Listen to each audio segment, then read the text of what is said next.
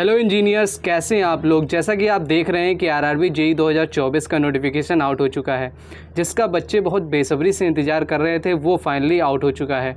तो चलिए जान लेते हैं इसकी फॉर्म भरने की स्टार्टिंग डेट क्या है, इसकी एलिजिबिलिटी क्राइटेरिया क्या है, एजुकेशनल क्वालिफिकेशन क्या है और कब तक आप फॉर्म भर सकते हैं।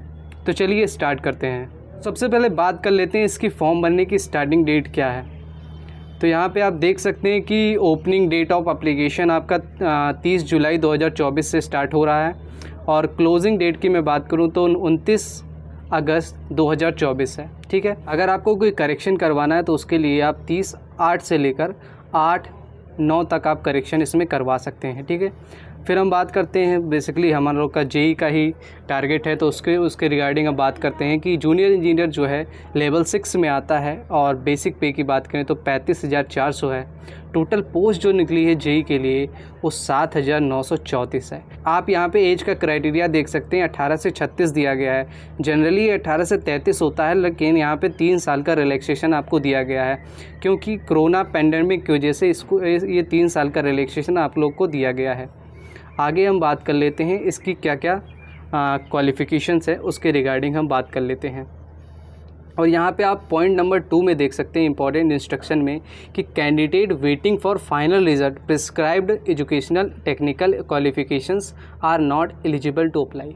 मींस जिसका अभी रिज़ल्ट नहीं आया है, जो वेट कर रहे हैं फाइनल रिजल्ट का, वो इस फॉर्म को नहीं भर सकते। इसमें क्लियरली लिख दिया गया है, तो इसमें इसके रिलेटेड आपको बिल्कुल भी कन्फ्यूज़न नहीं रखना है अपने दिमाग में। जिसका रिज़ल्ट आ गया वो आसानी से अप्लाई कर सकते हैं, इसमें कोई दिक्कत वाली बात नहीं है। चलिए आगे बात कर लेते हैं। आगे बात कर लेते हैं इसके रिगार्डिंग और क्या क्या चीज़ें आपको जाननी चाहिए। ठीक है, तो यहाँ पे आप कुछ फिजिकल आपके मेडिकल जो स्टैंडर्ड है उसको आप देख सकते हैं अपने अकॉर्डिंग। उसके बाद यहाँ पे आप देख सकते हैं रिलैक्सेशन के रिगार्डिंग, अगर आपको एज रिलैक्सेशन के रिगार्डिंग अपने अपने कैटेगरी के अकॉर्डिंग आप देख सकते हैं। उसके बाद हम सीधे चलते हैं, आपको बता देते हैं कि एजुकेशनल क्वालिफ़िकेशन इसकी क्या होने वाली है। तो एजुकेशनल क्वालिफ़िकेशन में आपको जिसके पास डिग्री है या डिप्लोमा है वो भर सकते हैं इसको। जिसका रिज़ल्ट नहीं आया है वो थोड़ा सा इसको अप्लाई नहीं कर सकते हैं, ये यहाँ पे साफ साफ मेंशन कर दिया गया है। और अगर मैं बात करूँ फॉर्म की फ़ीस कितनी है, तो सभी कैंडिडेट जो इसमें 2 सेक्शन में नहीं दिया गया है वो सभी लोग 500 रुपये। इसका मतलब ये है कि जो जनरल कैटेगरी से हैं या ओबीसी कैटेगरी से, उनका आपका वो 500 रुपये फ़ीस पे करेंगे। और जो SC ST या एक्स सर्विसमैन है या फीमेल ट्रांसजेंडर, ये सब लोग जो हैं वो आप क्या करेंगे, वो आपके बेसिकली 250 रुपये पेमेंट कर देंगे इसमें। ठीक है, तो यहाँ पे क्लियरली आप देख सकते हैं सभी कैंडिडेट जो आपके दूसरे वाले सेक्शन में नहीं हैं वो पूरी तरीके से 500 रुपये दे देंगे, और जो सेकंड वाले में लाई करते हैं SC ST एक्स सर्विसमैन, ये लोग आपका 250 रुपये दे देंगे। हालांकि ये फ़ीस आपकी रिटर्न हो जाएगी, यहाँ पे लिखा हुआ है कि 500 आप पेमेंट करेंगे, उसके बाद 400 रुपीज़ आपको रिटर्न हो जाएगा बाद में।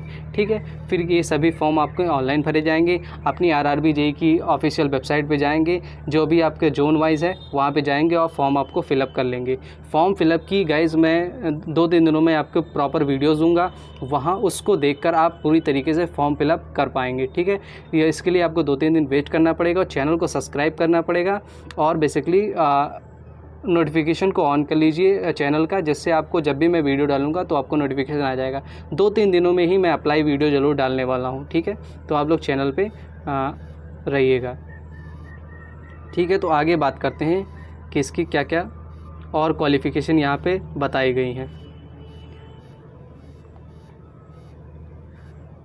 चलिए आगे चलते हैं और क्या क्या चीज़ें यहाँ पे निकल के आ रही हैं। ठीक है, तो यहाँ पे देखिए रिक्रूटमेंट प्रोसेस के बारे में बात कर लेते हैं। तो रिक्रूटमेंट प्रोसेस में आपका 4 प्रोसेस यहाँ पे दिखाया गया है। पहला है कि CBT 1 होगा, दूसरा CBT 2 है, तीसरा डॉक्यूमेंट वेरिफिकेशन है, एंड फोर्थ आपका मेडिकल एग्जामिनेशन। ये 4 फेसेस आपके देखने को मिलने वाले हैं।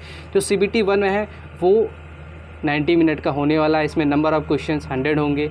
इसके सिलेबस की अगर मैं बात करता हूँ तो मैथमेटिक्स जो है 30 नंबर के आने वाली है। General intelligence and reasoning 25 questions आने वाले हैं।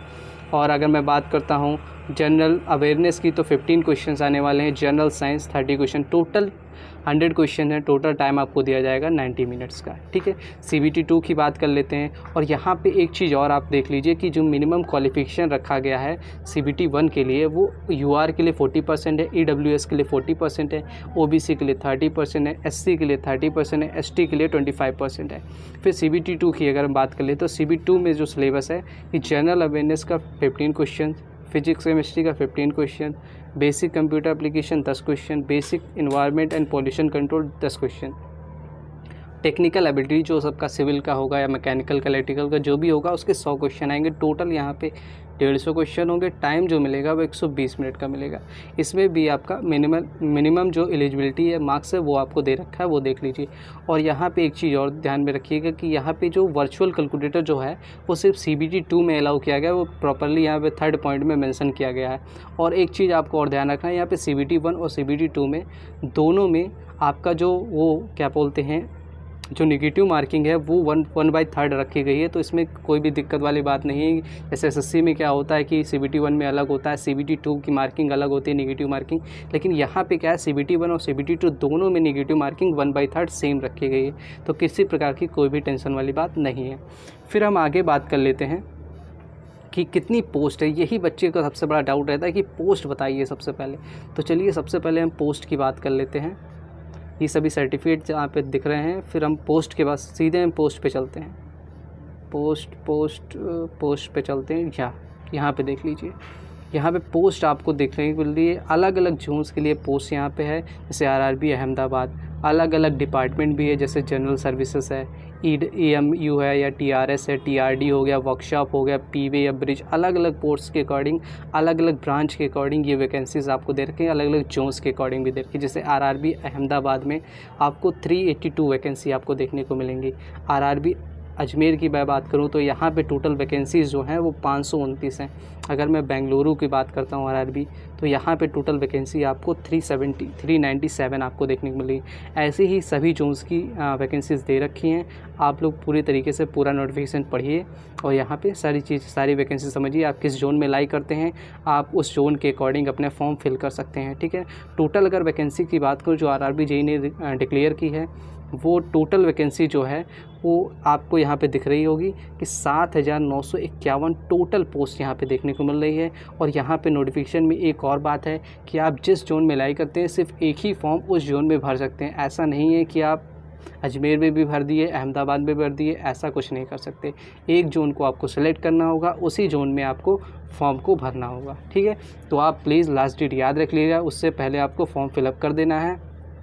और मैं फॉर्म फिलअप के वीडियो 2-3 दिनों में ज़रूर अपलोड कर दूंगा अपने चैनल पे, इसलिए मेरे चैनल को सब्सक्राइब कर लीजिए और बेल आइकन भी प्रेस कर लीजिए, ठीक है गाइस। मिलते हैं नेक्स्ट वीडियो में। Thank you.